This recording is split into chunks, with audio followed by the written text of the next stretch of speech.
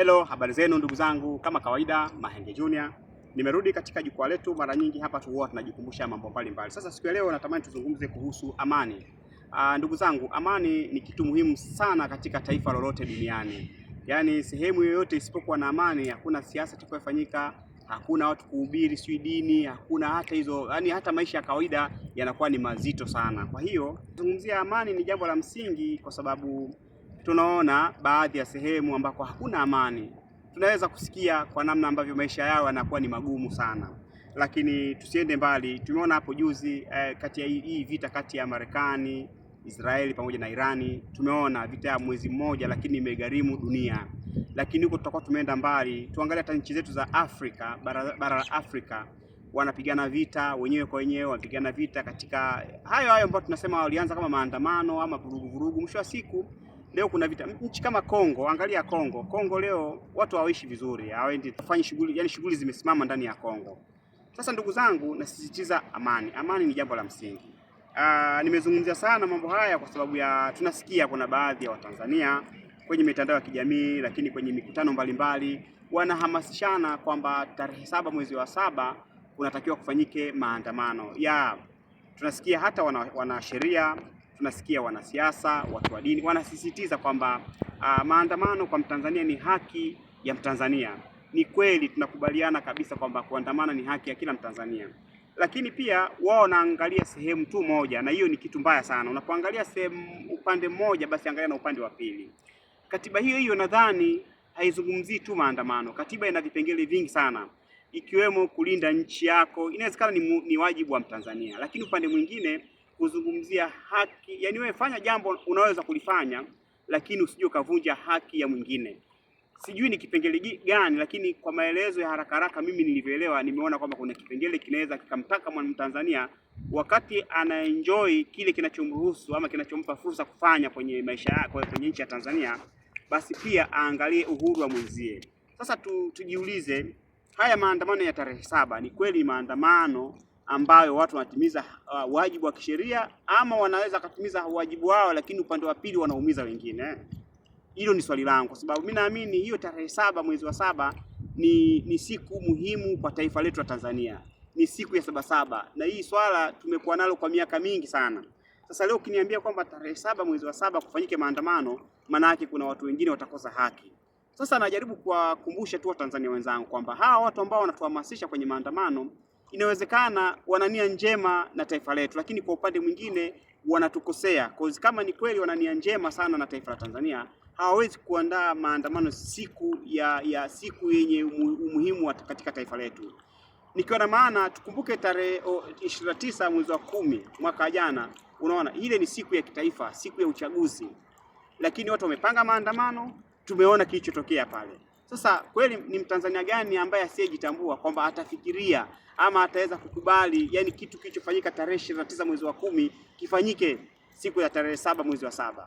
Ndugu zangu, mimi sio mtabiri, mimi sio nabii, mimi sina nafasi yoyote katika taifa la Tanzania. Mimi ni Mtanzania, nimeamua kutumia nafasi hii, yani nimetumia haki yangu ya kikatiba kutoa maoni. Ni Mtanzania huru, kuhamasisha amani ndani ya Tanzania na kuwaelekeza Watanzania wenzangu kwamba tusio watu wa kufuata mkumbo. Yani hiki tunachokifanya sisi ni kufuata mkumbo, maana yake tunachezwa muziki, yani tunapigiwa muziki ama tunacheza muziki tusio ujua. Hawa ambao wanatutajia vipengele vya katiba kwamba kuandamana ni haki, kufanya hivi, wao wanajua huu muziki wanaupiga vipi na unatakiwa uchezwe vipi. Lakini wewe mwenzangu na mimi huu muziki hujui. Na naongea haya nikiwa na maana kwamba hebu angalia tarehe 29 mwezi wa 10 pale alifanyika maandamano, lakini tuulizane, wamehamasisha, kulikuwa na influencers wengi sana, yani wahamasishaji walikuwa wengi kweli. Twende tukakomboe nchi, twende tukafanye hivi, lakini mwisho wa siku hakuwahi kutoka wao wenyewe. Unaona, wao wenyewe hawakwenda kwenye hayo maandamano, hawakuwa, lakini hata familia zao hazikuwepo. Sasa jiulize wewe Mtanzania, kama kweli lengo lao ilikuwa ni kunusuru nchi, kwani hiyo nchi inawahusu nyinyi tuandamanaji wadogo ama nyinyi raia wa kawaida? Maana kama ni kuandamana, tunataka tuandamane sisi sote. Hawa wanasheria, hawa watu wa dini, wanasiasa wawepo siku ya maandamano na hata familia zao.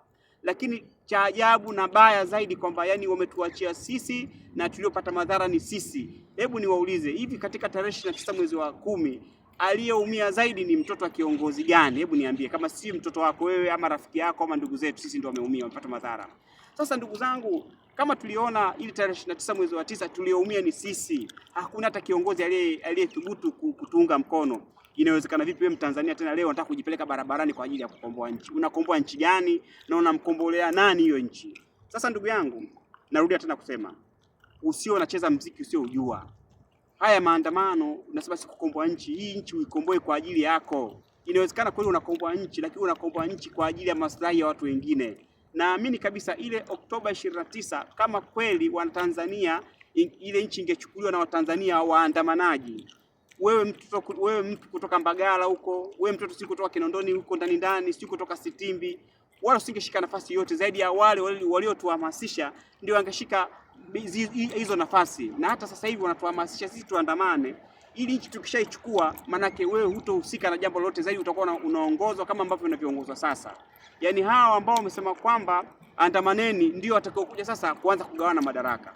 Kweli wewe utakuwa ni mtu mwenye akili timamu? Unakubali kufa kwa ajili ya maslahi ya mtoto mwingine? Unakubali kufa kwa ajili tu ya mtu mwingine kweli? Hata kama kweli nchi tunapitia magumu, labda kwa mfano tunapitia magumu, ni kweli unakubali kujitoa wewe kwa ajili ya maslahi ya watu wengine? Ndugu zangu wa Tanzania, tusio watu ambao wakufuata mpumbu ama wa mihemko tu. Kila mwanasiasa atakachokizungumza tunakifuata ama tunakisapoti. Hapana ndugu zangu, tunataka tupime mambo. Mimi naamini kabisa kama hawa ambao wanatuhamasisha wangekuwa watu wazuri, basi kila maandamano yakitokea na wao wawepo. Tusikie mtoto wa kiongozi fulani naye amekufa, mtoto wa kiongozi fulani naye amefanyaje, amevunjwa mguu. Ni ukweli ni kwamba yani wao watoto wao wako salama, wao wenyewe wako salama, na hata naamini kabisa ile siku ya maandamano waliwafungia watoto wao wasitoke. Lakini wewe mtoto wa mnyonge, wewe mnyonge mwenyewe unakwenda barabarani kufa kwa ajili ya hawa watu, kweli utakuwa unatumia busara? Na sasa ndugu zangu, mimi siongee kwa chuki, naongea kwa sababu najisikia huruma, lakini pia naongea kwa sababu najua gharama ya amani. Naijua gharama ya amani kwa sababu nasoma alama za nyakati, nasoma nchi za wenzetu, kwa mfano kama leo Kongo, Sudan, Somalia. Yaani wale wanajua maana ya amani kwa sababu walikuwa na amani na amani imetoweka kwao. Sasa wanajua maana ya amani. Ndio maana kuna msemo unaosema kwamba ukitaka kujua thamani ya kitu mpaka kikutoke.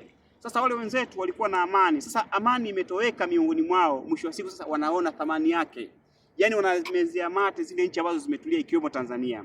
Sasa sisi ndugu zetu, hii thamani tunatakiwa tuijue kabisa kwamba amani ni thamani kubwa katika taifa lolote.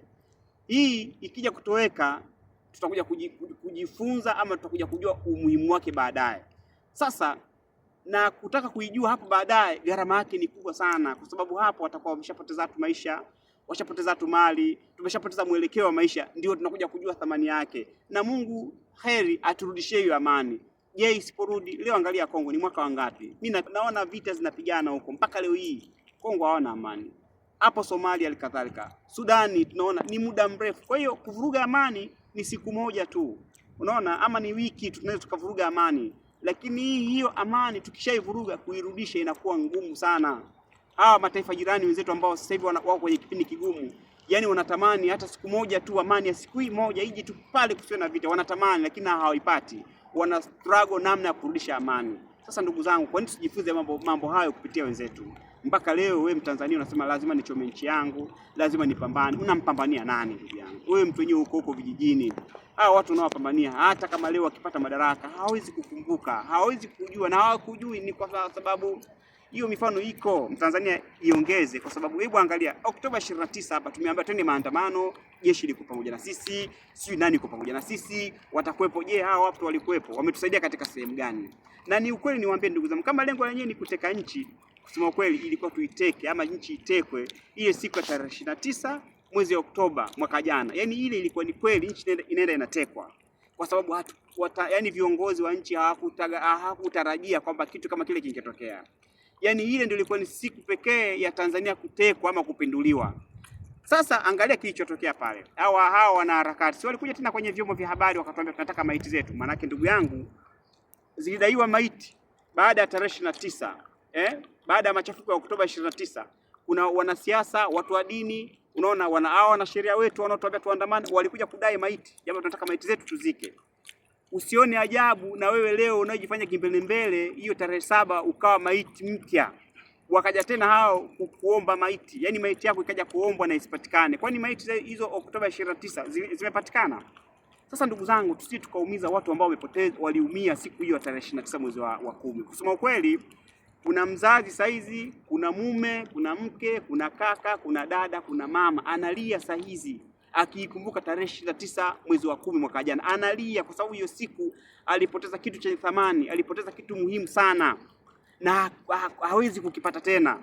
Huyu mtu ukimzungumzia swala kama hilo lililopelekea aliye katika maisha yake, maana yake unamuumiza. Mimi naamini katika hili kwanza tutajiumiza sisi wenyewe, lakini kutamka kitu kama cha aina maandamano tunaumiza watu wasiokuwa na hatia. Kuna mtu mama leo analia, siku na mchana alikuwa mtoto wake ni mtu ambaye alikuwa anamsaidia, lakini leo hayuko. Shida zote anazopitia leo mtoto wake hayuko. Wewe ndio umemsababishia. Hao viongozi ambao kaandamaneni, haki ya kikatiba, wamewasababishia wazazi watu leo walie. Kuna mtu leo analilia mume wake, kuna mtu analia baba yake. Sasa leo kwa nini turudie huko? Ndugu zangu wa Tanzania, kama tuliwahi kufanya makosa, basi tusirudie tena makosa. Tusiwe watu wa kufuata mkumbo, kwa sababu lazima tufanye. Ndugu zangu, kuna njia nyingi sana za kufanya nchi iwe stable. Kiukweli kuna njia nyingi sana ya kufanya mambo yawe sawa. Siasa ziko, lakini sio siasa za kinafiki kama hizi ambazo tunazoziendeleza katika nchi zetu za Kiafrika. Yaani Afrika tunaongoza kwa kufanya siasa za kinafiki. Hawa Marekani wasema haki za binadamu, wanadhulumiana wale. Wote tunasikia kwenye vyombo vyao vya habari kwamba si fulani amemdhulumu fulani, fulani amemdhulumu fulani. Mbona wao hawaandamani? Wakishafanya uchaguzi mambo yameisha, wanashikana mikono, maisha yanaendelea. Kwa nini sisi wa Afrika ndio sisi tunajifanya eti ndio tunaelewa zaidi kuliko wao? Haya ni makosa ndugu zangu. Kwa hiyo Tanzania tunazungumza haya sio kwa sababu tunajipendekeza kwa viongozi, hapana. Tunaongea haya ni kwa sababu tunaona huruma, kwa sababu kama tarehe 29 mimi naamini nyinyi wenyewe ndio mnasema na viongozi wenu wanasema wamekufa watu 10,000, wamekufa watu 7,000, wamekufa si mama gani amekufa. Wao wanajua, wana idadi, lakini wanavyotuambia tunaamini kweli walikufa.